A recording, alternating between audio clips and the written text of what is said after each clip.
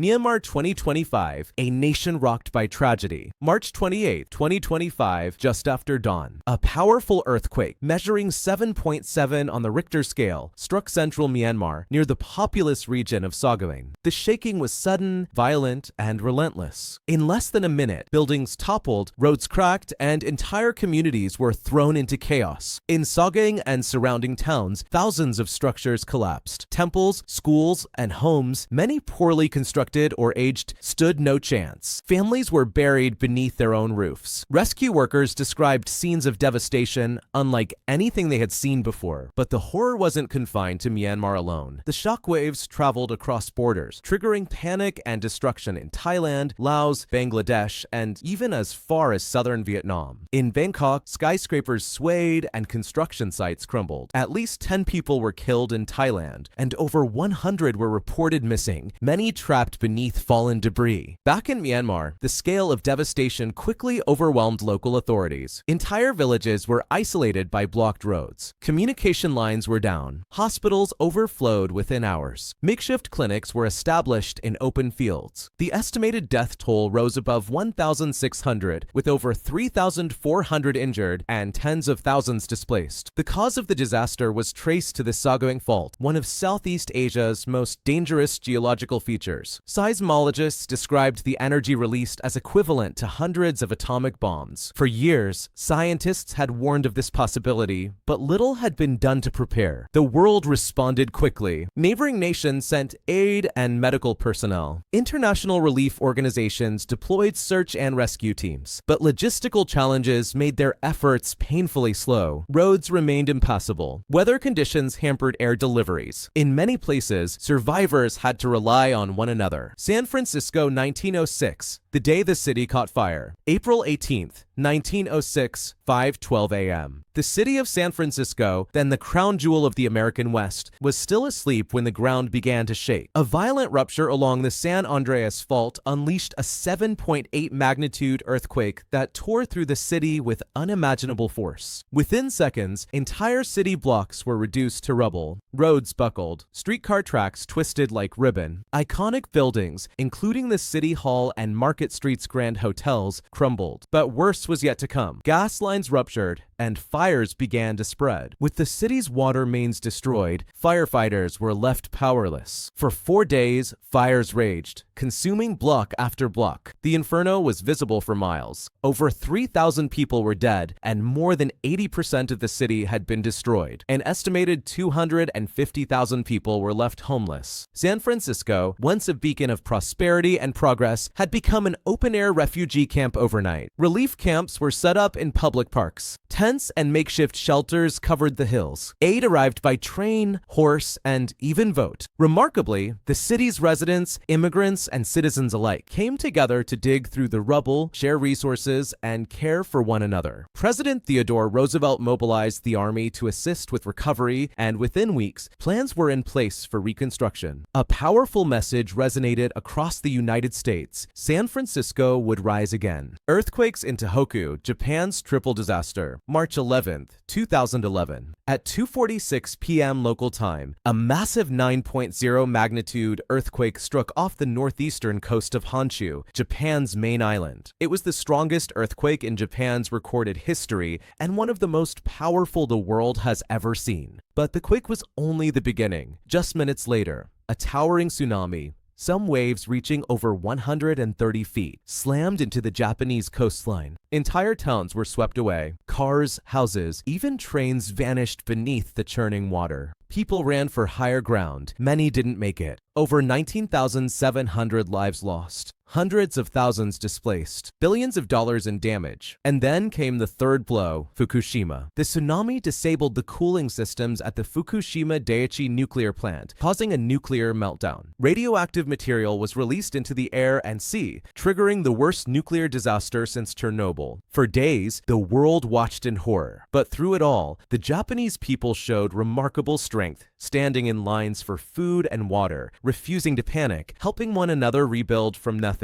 Haiti 2010, when the earth turned against the people. January 12th, 2010, just before 5 p.m., the ground beneath Port-au-Prince, Haiti's capital, began to shake violently. A 7.0 magnitude earthquake struck just 16 miles west of the city. In under 60 seconds, an entire nation was brought to its knees. Buildings collapsed instantly. Hospitals, schools, homes, even the presidential palace. Streets were choked with debris and cries for help. Over 230,000 people killed, more than 300,000 injured, 1.5 million left homeless. Haiti, already the poorest country in the Western Hemisphere, was simply not prepared. The quake exposed years of weak infrastructure, lack of emergency services, and deep social vulnerability. Survivors were treated on sidewalks. Families slept on the streets. Disease spread. The world watched in shock as a humanitarian crisis unfolded in real time. Tangshan 1976, China's silent catastrophe. July 28, 1976. At 3:42 a.m. local time, while the city of Tangshan, China slept, a 7.5 magnitude earthquake struck without warning, hitting a bustling industrial city of over 1 million people. The shaking lasted just 23 seconds, but it was enough to level nearly the entire city. Factories, homes, railways flattened. Hundreds of thousands were trapped beneath debris. Fires broke out. Water lines ruptured. Over 240,000 people killed. More than 160,000 severely injured. Some say the real numbers were even higher, hidden from the public for years. In the midst of Myanmar, China, the government kept the disaster largely under wraps for days. No international call for help, no outside reporters, no televised grief. Survivors were left to dig with their hands. Entire neighborhoods were reduced to rubble, yet the world remained largely unaware until long after the worst had passed. Yet from that silence came something remarkable. Within a year, China began the near impossible task of rebuilding Tangshan from the ground up. Today, it stands as a modern city reborn, but never forgetting the ghosts beneath its foundations. Lisbon 1755, the quake that shook the Enlightenment. November 1st, 1755, All Saints' Day. As thousands of worshippers gathered in churches across Lisbon for morning mass, the ground beneath them began to tremble. Within minutes, the city was reduced to ruins. A massive earthquake, estimated at 8.5 to 9.0 magnitude, struck just off the coast of Portugal. The shaking lasted for several minutes, long enough to bring down homes, churches, and palaces in the heart of one of Europe's most prosperous cities. Then came the tsunami. Towering waves surged into Lisbon's harbor, destroying everything in their path. Fires soon followed, ignited by toppled candles and broken ovens. Estimated 60,000 to 100,000 people killed. Over 85% of Lisbon destroyed. Major cultural and religious sites lost forever. But the Lisbon earthquake wasn't just a physical disaster. It became a philosophical turning point in European history. Thinkers like Voltaire and Kant questioned divine justice, the role of nature, and the fragility of human existence. This single event helped spark debates that shaped the Age of Enlightenment. Thank you so much for watching this video. If you'd like to discuss it or suggest new ideas,